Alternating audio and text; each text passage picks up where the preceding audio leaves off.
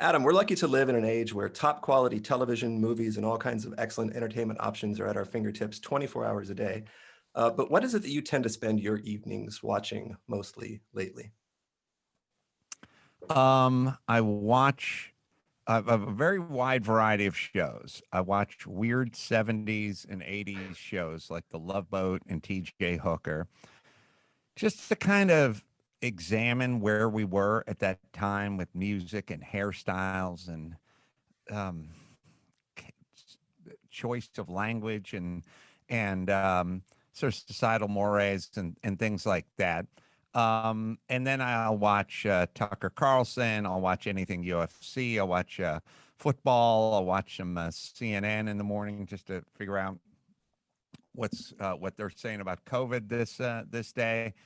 And yeah, that's it. Not a lot of series and things like that. Of course, Jimmy Kimmel Live. You got to support Jimmy. Why not? It's the stuff like Love Boat and TJ Hooker that I'm kind of curious about because those are not good shows, Adam, in my opinion, at least. What is it that's so compelling for you to spend so much time watching those old shows? First, I'm looking at it as I'm seeing it through the eyes of myself when I was 12 and I was babysitting my neighbor and I was watching those shows. So I'm watching it, trying to sort of think how would a how was a 12-year-old version of me processing this? Uh-huh. How was it influencing me?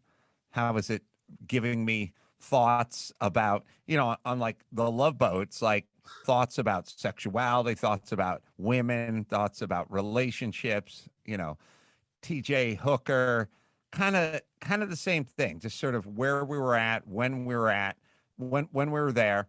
And some of this stuff, I grew up in the San Fernando Valley. So some of the stuff like TJ Hooker, it's all filmed around the San Fernando Valley and Hollywood. So I can sort of see the old billboards and the old buses with the KLOS signs on them and old radio stations and stuff. And some of it's just a weird kind of nostalgic version Kind of of a that. time capsule or something, right? Mm-hmm. Yeah. Interesting. Kind of a time capsule.